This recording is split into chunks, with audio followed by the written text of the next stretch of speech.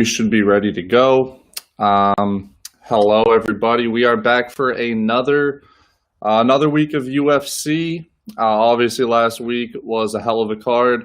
One thing I should probably say, I know most people probably know this, but after a card like that, there will be some downtime before we get to UFC 254.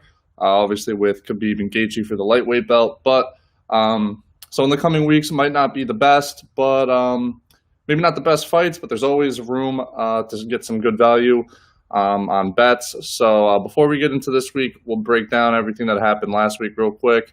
We went 5-2 on our picks. If you just did straight up money line bet on everyone, everything that I picked, it would have been plus 4.06 units. Obviously, the Blachowicz fight helped boost that one up. But yeah, I mean, we hit on Hakeem Dawodu in the opener of the main card. Caitlin Vieira just said Blachowicz to win the light heavyweight belt, and then Adesanya won the main event to keep his belt. And then in the undercards, we had two picks. We hit on William Knight at plus 145, which was a good value there.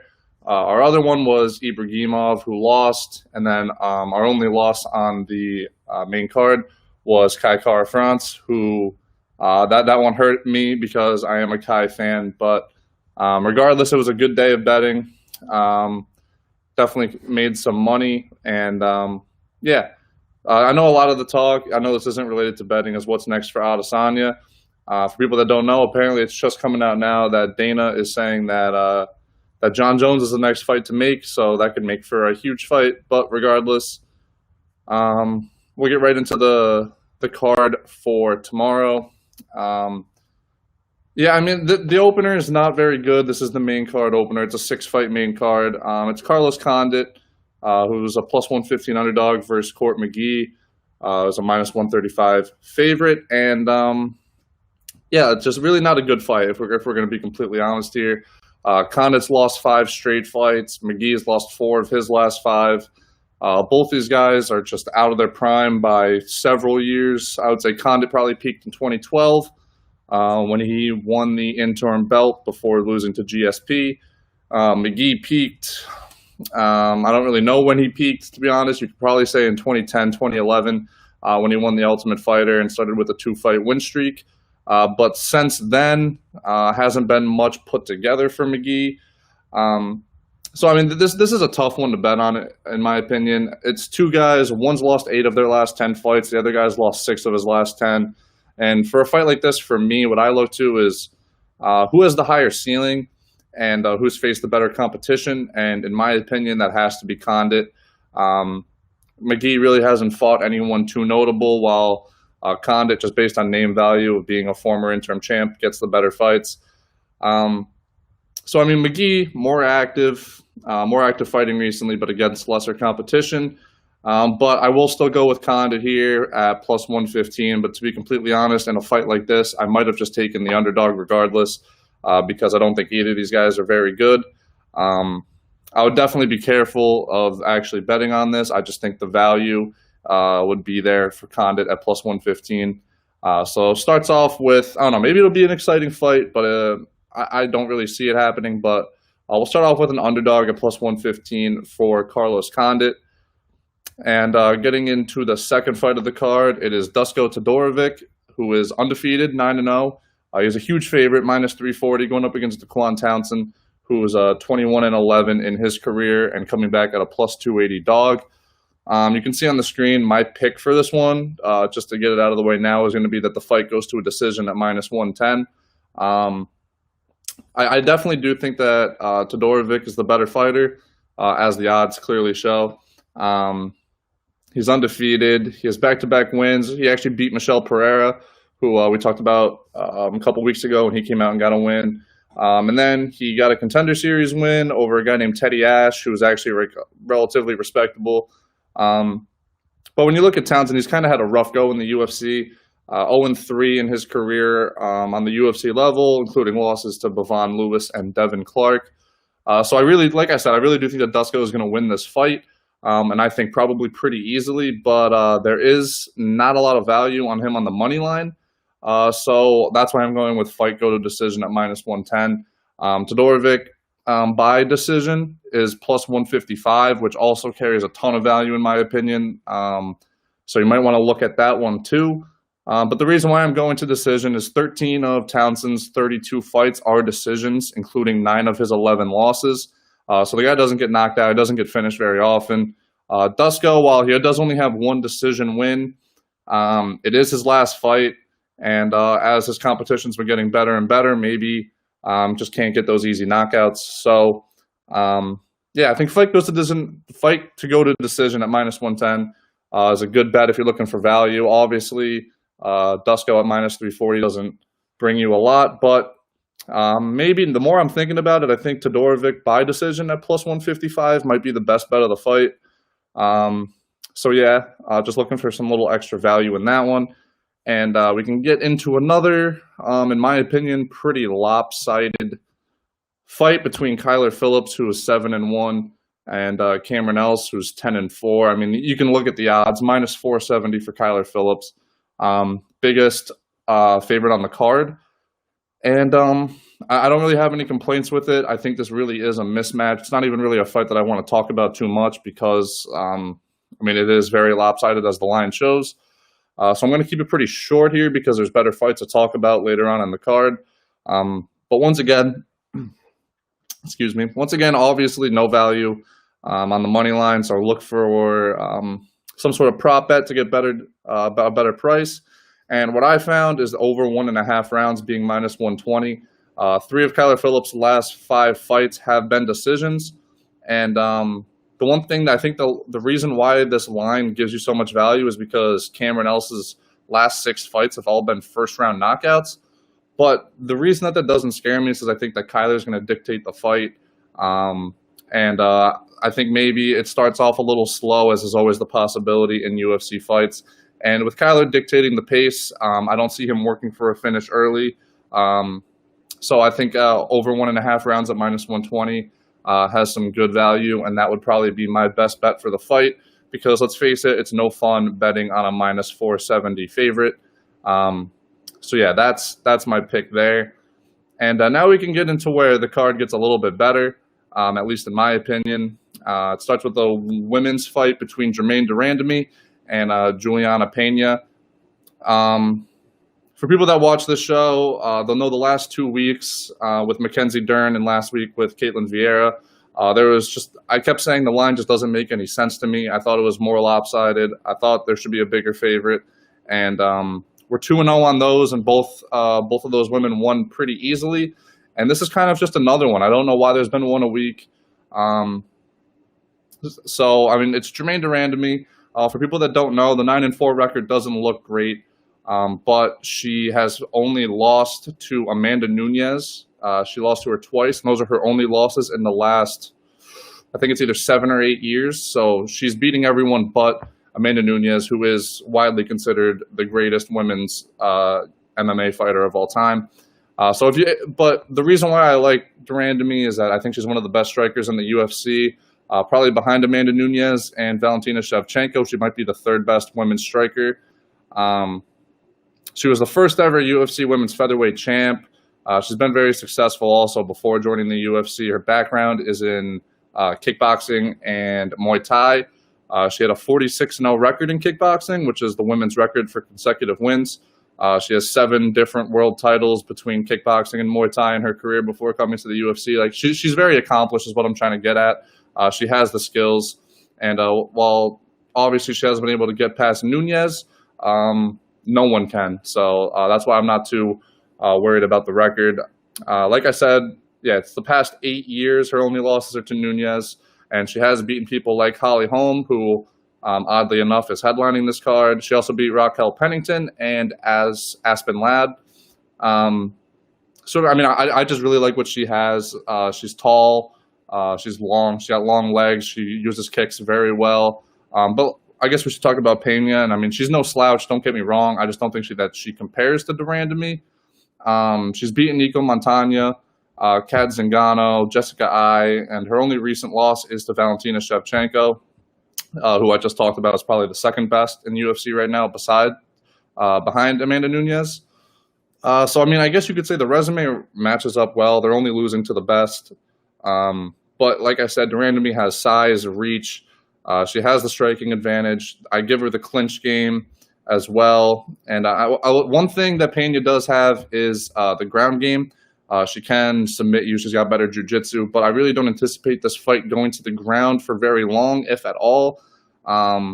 So really, I love Germaine de Randamie at -150. I think she should be a bigger favorite. So I'm going to hop all over that one. Yeah, de Randamie at -150 might be my favorite bet of the entire card, with value considered. And now we can get into the co-main event. I know we're flying through it compared to usual, but I mean, let's face it, these fights aren't very good. We're going for props on a lot of them. And we're going to be doing another one here. It's Yorgan De Castro, who's 6-1. His only loss is to Greg Hardy, former DN in the NFL, has actually had a very successful UFC career, believe it or not. But that's De Castro's only loss. He's going up against Carlos Phillips, who's 8-1, coming back at a +195 underdog. I mean, these are just two heavyweights, your two typical heavyweights. They love to go out there and finish their fights. They throw the hands, hoping to land that one heavy shot and then finish it off. So 5 of De Castro's 6 wins are by knockout. Felipe has 6 of his 8 wins by knockout. It's just two guys that like to go out there and finish fights. Can't stress that enough.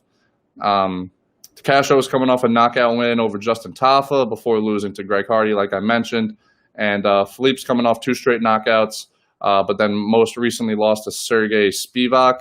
So yeah, both these guys coming off losses, but both of them love to go out and knock each other out. And while I do think that De Castro will definitely win this fight, he's faced better competition. I think he's cleaner with the striking. There's definitely value on the prop of Castro by knockout. The money line's -235, and Castro by TKO is +110, which doesn't make very much sense to me because I think most people would agree with me that this fight is going to end by knockout. It's just a matter of who's going to land that punch. I think it's De Castro, but you can get him by knockout at +110. I think that's pretty insane value on a heavyweight fight like this. So Yorgan De Castro by knockout +110 is my best bet for the co-main event. And now we can get into the main event, which is Holly Holm, who's 13-5 in her career, -120 favorite going up against Irene Aldana, who's 12-5 in her career, coming back at an even money underdog. This is a pretty good fight if you ask me. I know a lot of people might not like to watch it, might not like to see it as a headliner, but it should be a pretty good fight. Holly Holm's been talking about how she wants to end her career with a belt. And let's be honest, she's going to have to win this one if she wants to do that. She's aging. I think she's 38 years old. If a loss here would definitely push her back in the rankings and make it tough for her to get a title shot anytime soon. But let's talk about Holly Holm's background. She's a kickboxer, a boxer, and a very credentialed one. She's one of the best at moving around the ring. She's got great lateral movement. She's got a clean jab. She counterpunches well. And her kicks, her kickboxing background, head and body kicks always seem to come into play. Most notably, that head kick to Ronda Rousey, which kind of put her on the map in terms of like a household name. But Irene Aldana, excuse me, she also likes to strike. She does have some ground game as well, but doesn't like to use it too often, it seems like. Holm's got decent, slightly above average takedown defense. So once again, this is another fight that I think will play out on the feet. When you look at resumes, the last 4 years, Holm's only losses are to Amanda Nunes, who we talked about, Chris Cyborg, who was the top of the game for a while, Germaine de Randamie, who we mentioned, Valentina Shevchenko, who we also mentioned, and Miesha Tate, who was one of the best in the game at the time.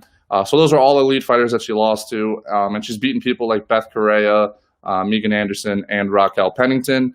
On the other side, Aldana's won 5 of her last 6 fights, only losing to Raquel Pennington, weirdly enough. Her name's coming up a good amount here. And she beat people like Caitlin Vieira, who we saw fight last week, and she also beat Beth Correa. So resume alone, the recent track record shows Aldana's winning the fights, but Holm's fighting the much better competition. So I don't know how much you want to put into that. I like to say I'd rather see a loss against Amanda Nunes than a win against some nobody not ranked. So that's just me. I give Holm the advantage in resume. So I mean, I get why the line's close because Holm is on a tough run. 5 of her last 8 fights are losses. But like I mentioned, it's all against the top competition. I can't stress that enough. And Aldana just hasn't faced the same level. I mean, a win here would push either of these two pretty close to a title shot. I would say after the winner of this might only need 1 or 2 more to get a title shot, considering how weak the division is. But yeah, I mean, it's a 5-round main event, so you always got to talk about the possibility of this going to a decision and people's experience in 5-round fights. And Holm went 5 rounds most recently in 2017. She lost to Cyborg in that fight by decision. Irene Aldana yet to see a 5th round in her career. She did go into a 4th round once before getting knocked out by Tanya Evinger back in 2015. So neither of these two have fought a 5-round fight very recently, 3 years ago, 5 years ago. I mean, it should be a good fight. I just think that all the little things that you could nitpick point towards Holly Holm at -120. So I'd say that is my bet here. I wouldn't say I'm super confident in it. It should be a pretty good fight. If it goes to the ground, which I don't think it will, but it definitely could, Aldana's got the advantage there. But basically, I think this comes down to where you think the fight's going to play out stylistically and all those things. And I think it's going to be in the favor of Holly Holm. So she is my pick at -120 for the main event. And that's pretty much it for this card. 6 fights, none of them great fights. I mean, we're also got recency bias coming off 2 title shots just a week ago. So everything's going to seem bad compared to what we just watched. But, I mean, yeah, regardless, that's what we got today. I'll run it back real quick. In the opener of the main card, Carlos Condit taking a flyer on the underdog at +115.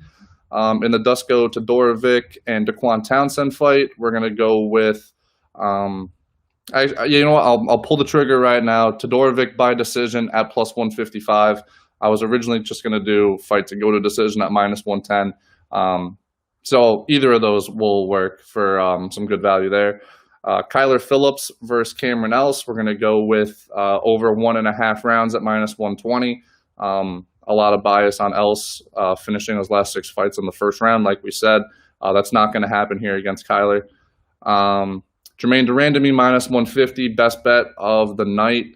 Yorgan De Castro by knockout +110 in the co-main. And like I said, Holly Holm -120 in the main event. So that's all I got for you guys for this show. Good luck to everybody on their picks this weekend. For people that want to get into some other stuff, MLB, NBA, tune in Monday, 11 a.m. I'll be here. I give out underdog picks. And we've been on a really good run. Just real quick, I can run it off. Right now, for this past week, with a couple pending bets into the weekend, we're +6.41 units. Last week went +7.57 units, +5.5 the week before. So we're on a hell of a run over on the other show. Also did pretty good on this last week. So, yeah, so good luck to everyone. Hopefully I'll see you guys on Monday for the live dog show.